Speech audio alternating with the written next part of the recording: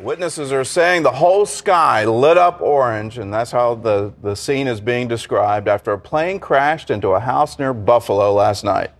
Everyone on board and one person on the ground died. Here's reporter Jennifer Wishon.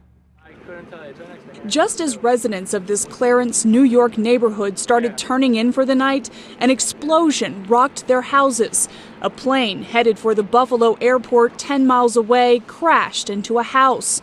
The occupants of the house were able to get out safely, but all 49 people aboard the plane and one person on the ground died. We heard a noise for about like 5-6 seconds, kind of rocked the house. I thought it was coming straight down on the house, and then felt it like explode. We look out the window, saw huge some like plume red of red smoke. I thought debris was gonna hit my house. I just ducked. Continental Flight 3407 took off from Newark, New Jersey en route for Buffalo. It was foggy and a light snow was falling. 260, 2,300, establishment. The pilot shows no danger as she talks to air traffic controllers, but shortly before 10:30, her plane drops off radar. I was sitting in my family room watching TV, and it flew over, and I saw it on fire, and then I heard an explosion. A few minutes later, I heard another explosion. We put our clothes on, ran outside.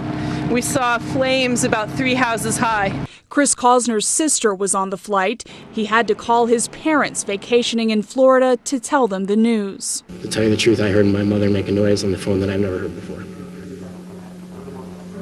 So not good. Not good.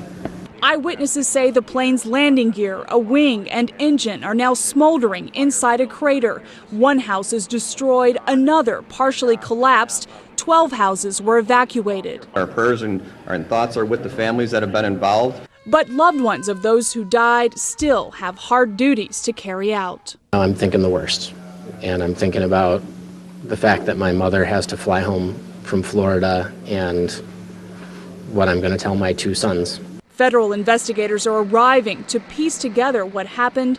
This morning, the crash site was too hot to investigate. Jennifer Wishon, CBN News. Well, our prayers and our sympathies certainly go out to all the families affected by this terrible tragedy. Initially, there was some thought that it was icing on the wings, but now we have an eyewitness saying he saw the plane on fire before it crashed. So they'll be piecing together what happened, what exactly happened over the coming months. Well, Wendy Griffith has the rest of our top stories from the CBN newsroom. Wendy? Gordon, Congress is hoping to send the $700 billion stimulus package to the president's desk as soon as this weekend. President Obama says the measure will boost the economy and create or save 3.5 million jobs. But critics say the bill is full of wasteful spending and other measures that won't help the economy.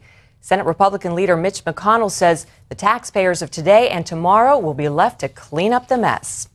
Well, President Obama is looking for his 3rd nominee for Commerce Secretary after his most recent choice withdrew from consideration. Republican New Hampshire Senator Judd Gregg says differences with the White House over policy forced him to withdraw his nomination. I just realized as these issues started to come at us and they started to crystallize that it really wasn't a good fit, and that I wouldn't be comfortable doing this, and that it wouldn't be fair to him to be part of a team and not be able to be 100% on the team. Gregg pointed to the president's economic stimulus bill and the White House taking greater control of the 2010 census as reasons he cannot serve. Gay rights supporters protested California's ban on gay marriage Thursday. That ban came back in November when voters approved Proposition 8.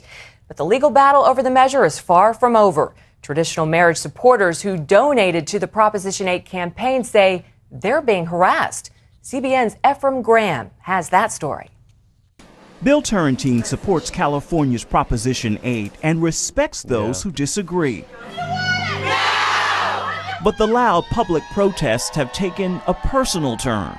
Somebody in my town printed up a flyer that said bigot and had my picture and my name on it. Turrentine is one of many people who donated money to the Yes on Proposition 8 campaign. And now this website, 8maps.com, shows how much he gave, where he lives, and where he works. He says this is crossing the line. They're entitled to be protected from that sort of harassment and intimidation. James Bopp Jr. is waging a legal battle to protect Turrentine and thousands of donors whose information is public. The supporters of gay marriage launched a concerted campaign to harass, intimidate, and punish donors who support traditional marriage. It's interesting to see how Prop 8 proponents who actually stripped gay people and their families of rights are claiming sort of victim status. Gay marriage activist Molly McKay says the website is not for intimidation. It's a tool for her cause. Where do we need to maybe, bring over a pie, sit down and say, Prop 8 really hurt my family. But Peter Scheer says it's not so simple. The head of the California First Amendment Coalition is against secrecy, but uncomfortable with this website. Everybody has a right to participate in the political process. That is the most fundamental, most crucial right of all. And this may challenge that right. Ephraim Graham, CBN News.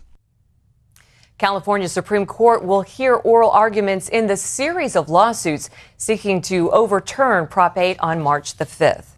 Officials have shut down another peanut plant after tests showed salmonella contamination. Texas health investigators say a plant in Plainview, Texas, will be closed indefinitely after finding dead insects and other unsanitary conditions there.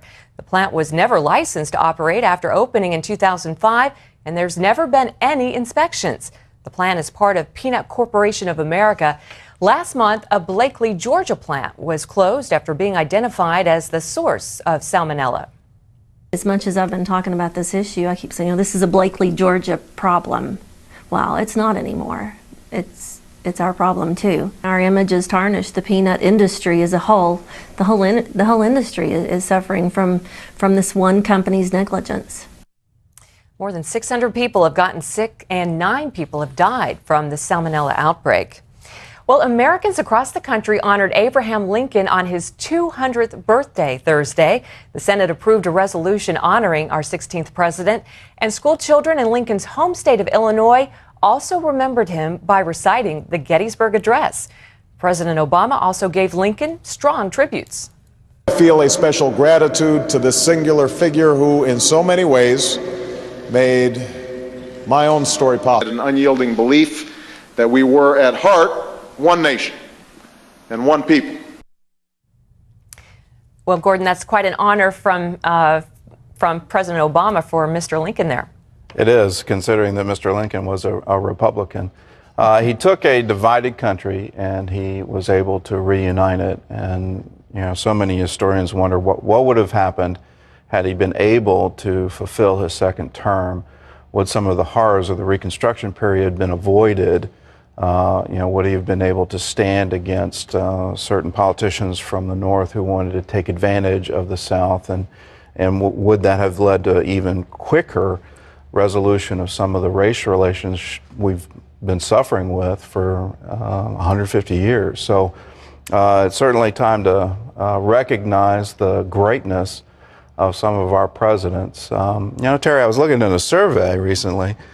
Who's the greatest president? And to my surprise, Ronald Reagan came out first, and George Washington was like 5th. And when I was in school, George Washington was clearly the leader and always number one. And it made me wonder, do we teach our children enough about the great presidents and the role models that were created?